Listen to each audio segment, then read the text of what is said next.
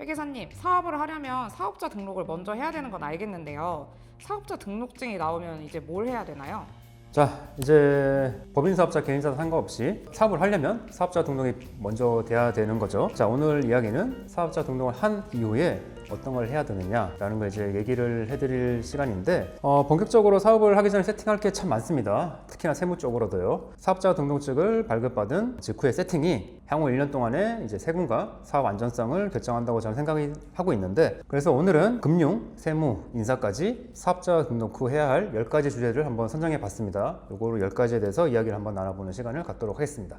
그럼 가장 먼저 은행 업무부터 시작해야 될 텐데 계좌만 새로 만들면 되나요? 자, 첫 번째 카테고리는 금융, 사업용 인프라 구축으로 제가 잡아봤어요. 첫 번째는 사업용 계좌와 카드를 발급받는 건데요. 법인 사업자는 당연히 이제 법인 계좌를 새로 만드셔야 되고요. 개인 사업자는 사실은 기존에 개인적으로 사용하던 개인 계좌가 있을 거잖아요. 개인 계좌나 카드를 그냥 사용하셔도 무방은 합니다. 자, 무방은 한데 이렇게 되면은 저희는 이제 사업을 하는 거잖아요. 이제 이렇게 하게 되면은 사업용으로 써야 되는 것과 이제 대표님들 개인적으로 쓰시는 사적 용도라고 표현하는데 이게 좀 섞이게 되는 경우가 꽤 많이 있어요. 자, 그래서 기존에 쓰던 거를 계속 이런 구분 없이 사용하시게 되면 사업 용도와 이제 사적 용도가 섞이게 되고, 나중에 이제 부가가치세나 종합소득세 신고할 때 사업 용도로만 골라내야 되는 작업이 필요하거든요. 그래서 대표님들도 좀 번거로울 수가 있습니다. 자, 그래서 내가 이제 개인 사업자를 시작했다 그러면 제 경험상 그냥 사업 용도로 사용하시는 계좌와 카드를 별도로 만드시고 이것만 사용하시는 게 대표님도 편하고 업무하는 저희도 편하니까, 개인 사업자는 사업용 계좌와 카드를 새로 발급받으시고 구분해서 사용하시는 것을 추천드립니다. 자, 두 번째, 인터넷 뱅킹과 인증서 발급인데요. 사업용 계좌와 카드를 발급받으시고 이제 인터넷 뱅킹과 인증서도 발급받으셔야 되는데, 인터넷 뱅킹도 당연히 함께 신청하시고, 이제 저희는 사업을 하니까 전자세금 계산서를 발행할 경우가 생기실 거예요. 이런 경우를 위해서도 이제 사업용 공동인증서를 미리 발급해 두시는 게 좋은데, 공동인증서에 대해서는 저희가 이전 영상에서 자세한 설명을 드렸으니까 띄워드릴 테니까 그거 보시면 참고가 되실 것 같습니다. 그럼 이제 세무 행정의 핵심인 홈택스 업무인데 가입할 때 주의할 점이 있을까요?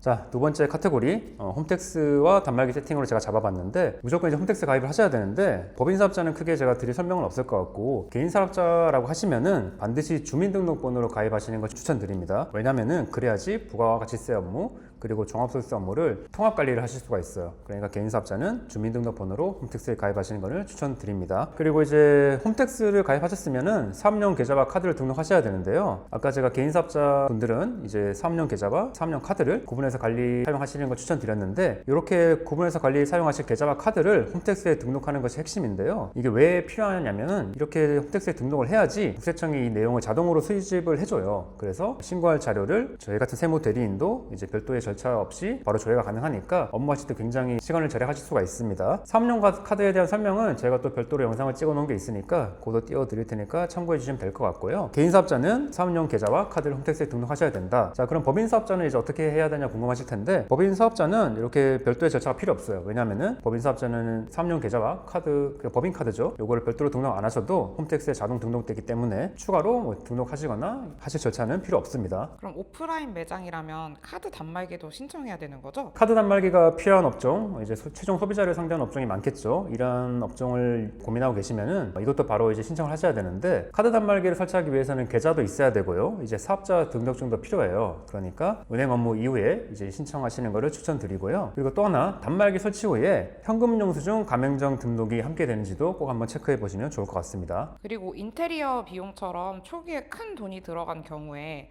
세금을 빨리 돌려받는 방법이 있다고 하던데 그건 뭔가요? 네, 이제 사업을 처음 시작하시게 되면은 인테리어도 큰 돈을 지출하셔야 되고요. 거기에 당연히 10% 부가가치세를 붙여서 이제 거래를 하시게 될 겁니다. 네, 그 인테리어나 사무 집계라든지 이런 걸 많이 지출하실 텐데, 이게 10% 붙여서 지출하셨던 부가세를 빨리 환급을 받을 수 있는 제도가 있어요. 이제 어려운 말로 부가가치세 조기 환급이라고 하는 건데, 일반적으로 부가세는 개인 사업자는 이제 6개월에 한 번, 법인 사업자는 3개월에 한 번 신청을 하게 되는데, 이렇게 되면은 저희가 사업 초기에 많이 투자했던 지출에 대한 부가세를 환급받으려면 시간이 꽤 많이 필요하잖아요. 그래서 이런 부가세 조기 환급 제도라는 게 있는데, 이것도 가만히 있는다고 환급해 주는 건 아닙니다. 세무 대리를 통해서 부가세를 빨리 돌려주세요 라는 신청을 하시게 되면은 정기 신고일까지 기다리지 않고 빠르게 부가세 환급을 받으실 수가 있어가지고 초반에 자금 확보하시는데 많이 도움이 될 것 같습니다. 자, 그리고 이제 사업을 하시다 보면은 이제 사업자 등록 전에 지출을 하시는 경우가 꽤 있을 거예요. 저도 옛날 기억을 떠올려보면 그랬던 것 같은데, 사업자 등록하기 전 지출한 비용도 대표자 주민등록번호로 뭔가 증빙을 챙겼다고 하면은 모두 비용으로 처리가 가능하니까 이것도 포기하지 말고 영수증을 꼭 챙겨 두시기 바라겠습니다. 그럼 직원을 채용하게 되는 사장님들은 어떤 점을 주의해야 될까요? 자, 직원을 채용하셨으면은 뭐 해야 될 건 심플합니다. 근로계약서를 반드시 작성하시고요. 그리고 이제 저희 회사는 사대보험 업무를 해야 되니까 사대보험 관련 사업장 성립신고라는 게 있거든요. 이것도 하셔야 되고, 그리고 이제 직원분들에 대한 사대보험 취득신고도 이제 바로 진행해 주셔야 됩니다. 마지막으로 매달 나가는 공과금 관리 팁